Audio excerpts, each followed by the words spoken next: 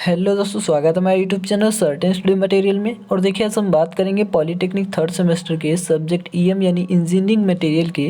देखिए जो हमारा इंपॉर्टेंट टॉपिक है जो कि एग्जाम की दृष्टि से, ठीक है। तो देखिए ये हमारा क्या है, difference between annealing and normalising, ठीक है।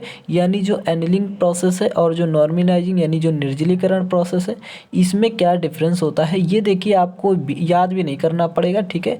आपको बस समझा देंगे, आपको समझ में आ जाएगा पॉइंट, आपको कुछ भी याद करने की ज़रूरत नहीं है, ठीक है। तो याद करने की ज़रूरत नहीं है, आप इसको समझकर खेलते खेलते आप याद कर सकते हैं। तो देखिए अगर हम बात करें, जैसा कि हमने बताया था पहले भी, कि जो एनिलिंग प्रोसेस है, ठीक है। एनिलिंग प्रोसेस क्या है, जब हम क्या करते हैं कि कोई हमारा मान लीजिए मेटल है, तो इसको हमने क्या किया, हीट किया।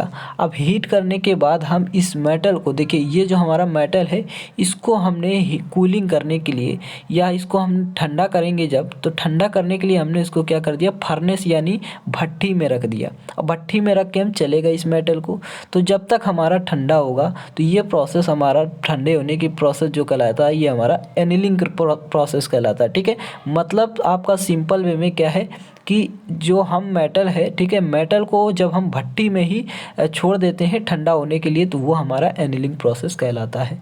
तो आप देखिए, तो उसके बाद जो हमारा सेकंड है वो है नॉर्मलाइजिंग। तो नॉर्मलाइजिंग क्या है, जब हम क्या करते हैं नॉर्मल एयर में, ठीक है, नॉर्मल एयर या कहें नॉर्मल इन्वायरमेंट में, ठीक है, या जो हमारा रूम टेम्परेचर होता है, ठीक है, इसमें हम क्या करते हैं, इसको खुले में, मतलब हम क्या करते हैं, किसी भी मेटल को जब हम ठंडा करते हैं तो ये हमारा प्रोसेस कहलाता है नॉर्मलाइजिंग, ठीक है। तो अब देखिए ध्यान से सुनिएगा, जब हम क्या करेंगे किसी भी मेटल को, ध्यान से सुनिए, अभी आपको ये सारा कुछ आपको दे देंगे, ठीक है, जो आपको पॉइंट वाइज लिखे हुए ये भी आपको दिखा देंगे, ठीक है। तो देखिए जब हम एनिलिंग प्रोसेस की बात कर रहे हैं तो क्या होगा, एनिलिंग प्रोसेस में हमने क्या किया, इसको फर्नेस यानी भट्ठी, हम किसी भी भट्ठी का यूज़ करेंगे। अब देखिए जब भट्ठी यूज करेंगे तो भट्ठी क्या है, एक साधन है जो कि हमारा क्या कर रहा है, वो कूल कर रहा है, यानी जो हमने हीट किया है वो हमारा क्या कर रहा है, ये भट्ठी जो है ये हमारा कूलिंग का काम करेगा, ठीक है। तो अब देखिए जब भट्ठी कूलिंग का काम करेगा, ये एक प्रकार से हमारा मशीन हो गया। तो ये देखिए मशीन हमारा क्या होगा, ये हमारा, इसको हमको ख़रीदना पड़ेगा, ठीक है, इसकी ज़रूरत पड़ेगी तो हमें ख़रीदना पड़ेगा। इसके मेंटेनेंस के लिए हमको कुछ लागत देना पड़ेगा, ठीक है, जब ख़राब हो जाती है तो। यानी अब देखिए इसका दूसरा जो डिफरेंस निकला वो क्या निकला, कि ये जो हमारा है ये प्रोसेस, ये हमारा ये क्रिया क्या होती है, महंगी होती है, और जो हमारी नॉर्मलाइजिंग है ये हमारी सस्ती होती है, ठीक है। अब देखिए ध्यान से सुनिएगा, तो देखिए यही आपको डिफरेंस सारा कुछ आपको दिखा दे रहे हैं, ठीक है। तो देखिए डिफरेंस क्या है, तो फर्स्ट डिफरेंस हमने क्या किया, किसी भी मेटल को भट्ठी में ठंडा किया। इसमें क्या होती है, जब हम भट्ठी में ठंडा कर रहे हैं तो हमारा क्या होगा, जो हमारा देखिए मॉइस्चर होगा, ठीक है, क्या, जो हमारा मॉइस्चर होगा यानी जो हमारा नमी है और जो शीतलन दर है वो हमारी कम होती है। अब देखिए जब कम कैसे होती है, क्योंकि देखिए आप जब देखिए जब आप इन नॉर्मल इन्वायरमेंट में जब आप बाहर खड़े होते हैं तो मॉइस्चर ज़्यादा होता है, ठीक है, किसकी तुलना में, किसी भी फर्नेस की तुलना में। अब देखिए वही अगर हम बात करें तो नॉर्मलाइजिंग में क्या है, यहाँ पर मॉइस्चर या हमारा शीतलन दर है वो ज़्यादा होगा, ठीक है। देखिए उसके बाद मेल्टिंग जो है, उसके बाद देखिए जो मेटल है इसको हमने क्या किया है, कमरे के तापमान पर ठंडा किया है, ठीक है। तो फर्स्ट आप जो हमने डिफिनीशन बताई वो भी आप यहाँ पर फर्स्ट डिफरेंस लिख सकते हैं।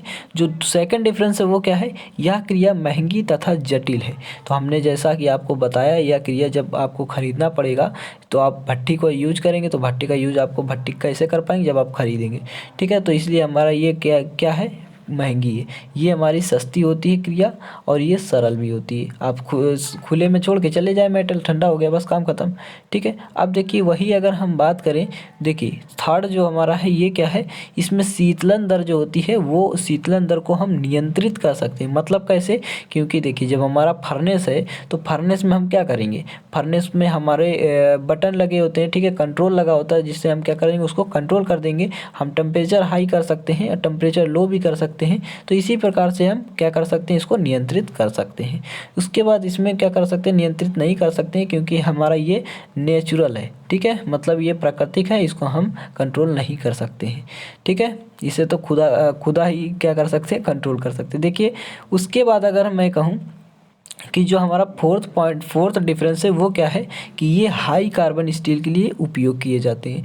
मतलब हाई कार्बन स्टील, देखिए high carbon still it means जिसमें क्या हो, जो हमारा कार्बन परसेंटेज हो वो हमारा क्या हो 0.45% हो।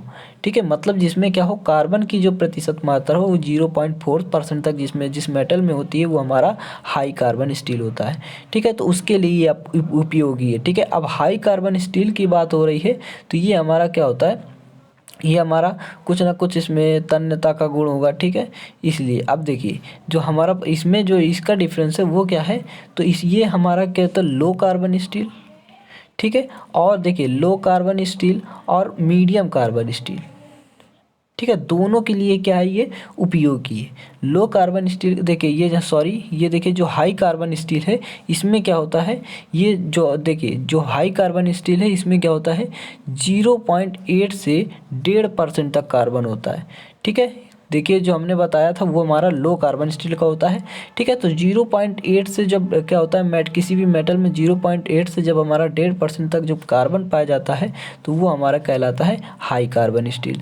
अगर हम लो कार्बन स्टील की बात करें तो हमने आप लोग को बताया, देखिए क्या जब लो कार्बन स्टील की बात हो तो 0.45% जिसमें क्या हो कार्बन की मात्रा हो, क्या हो कार्बन की प्रतिशत मात्रा हो, तो वो हमारा लो कार्बन स्टील होता है। मीडियम कार्बन स्टील क्या होता है जिसमें 0.45% से 0.8% तक क्या हो कार्बन की मात्रा हो, वो हमारा मध्यम कार्बन स्टील या मीडियम कार्बन स्टील कहलाता है।